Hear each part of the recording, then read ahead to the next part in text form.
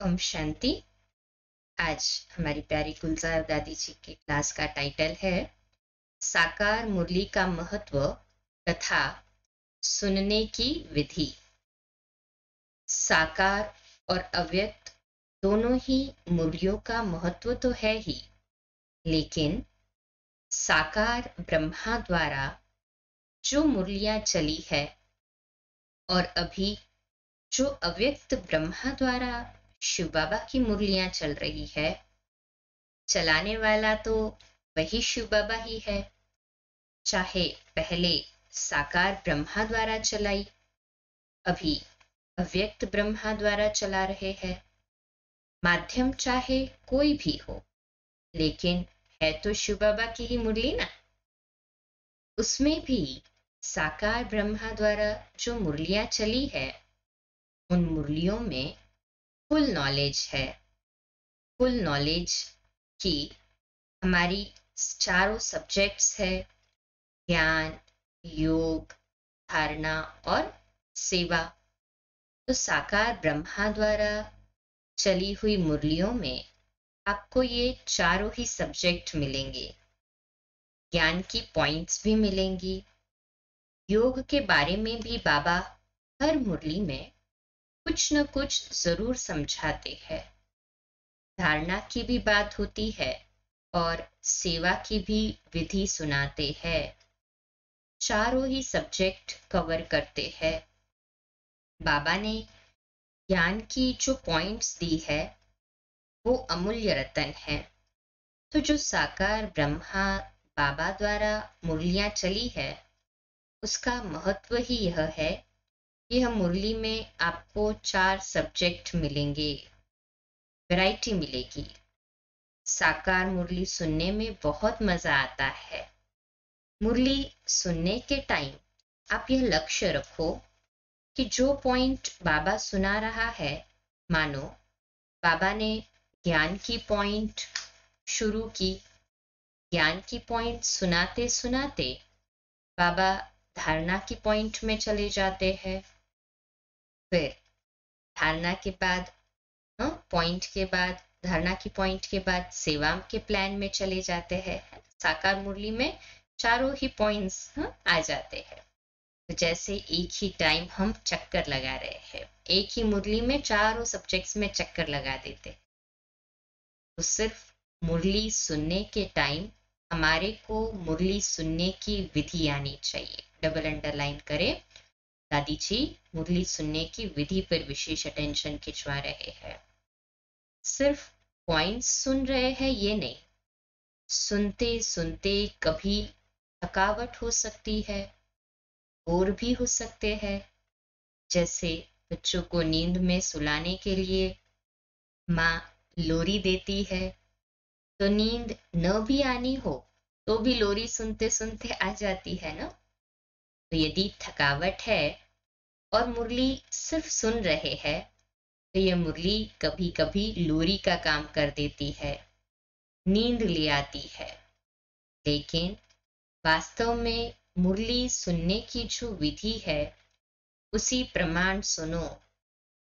बाबा के एक एक बोल को सुनते उसमें अपनी बुद्धि को बिजी कर दो, अनुभव करते जाओ। मानो बाबा स्वर्ग की स्मृति दिला रहा है तो हम सुनते हैं।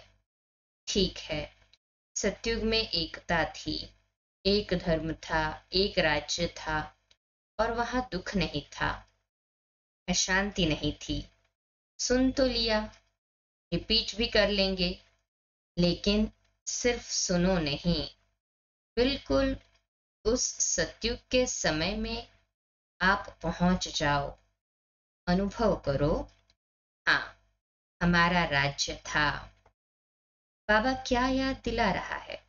और हमारी आत्मा में यह संस्कार तो है ही। हम सतयुग में कितनी बार राज्य करके आए हैं, बहुत बार राज्य किया है। हमारी आत्मा में राज्य के संस्कार भरे हुए हैं। इमर्ज करना चाहो हो जाते हैं। आज टेप रिकॉर्ड में भी गीत भरा हुआ होता है, तो हम जो भी लाइन सुनना चाहते हैं सुन सकते हैं। तो हमारी आत्मा का टेप रिकॉर्ड जो है उसमें आप जो बजाना चाहो वो बज सकता है ना।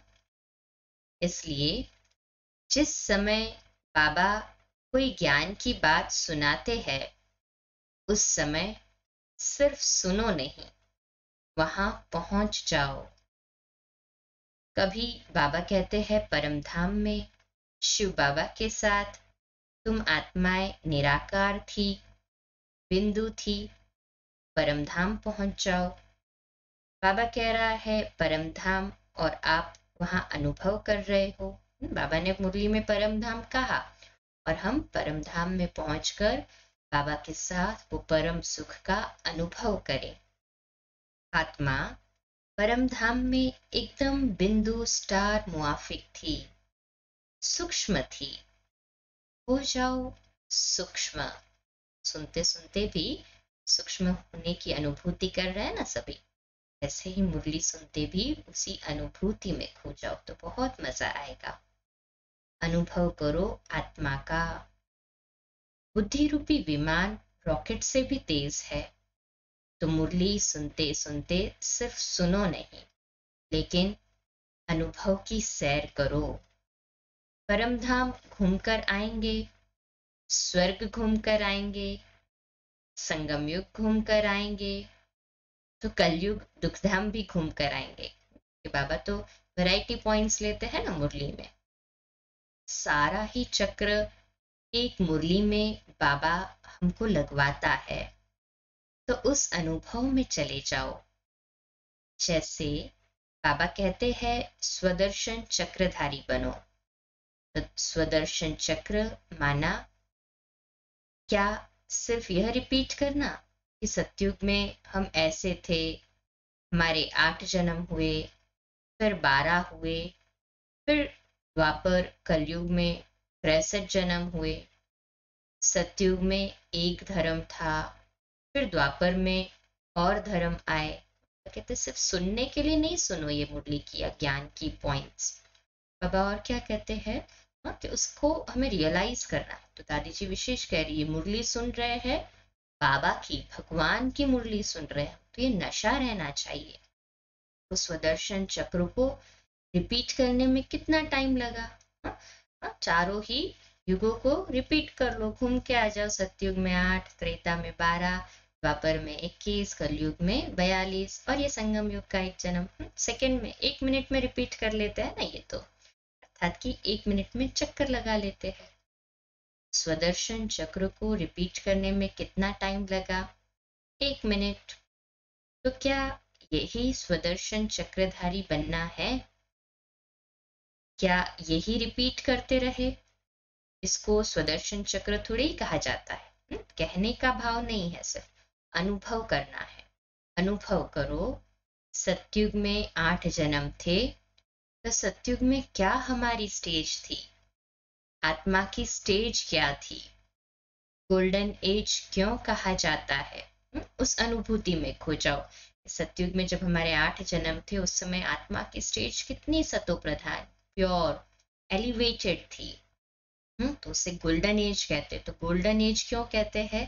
जैसे गोल्ड मोस्ट वैल्यूएबल है, तो आत्मा भी जितनी प्योर थी ना, 100% प्योर थी, तो एकदम वैल्यूएबल थी, शक्तिशाली थी। तो ये अनुभव करे, इसकी अनुभव की अथॉरिटी में खो जाए। वहां एक धर्म एक राज्य क्यों था? कारण क्या था? उस अनुभूति में चले जाओ। तो बहुत डीप और गहराई वाली पॉइंट है। इसे अनुभव करे और आज सारा दिन इसकी अनुभूति में रहे और स्वयं के साथ विचार सागर मंथन करते हुए बाबा के साथ प्यार भरी चिट चैट करे, इन आंसर्स को बाबा को दे। ठीक है, कल इस मुरली सुनने की विधि की दूसरी श्रृंखला देखेंगे हम। आज यहाँ तक ही। अच्छा, ओम शांति। कल 2 बजे मुरली सुनने की विधि दूसरी श्रृंखला।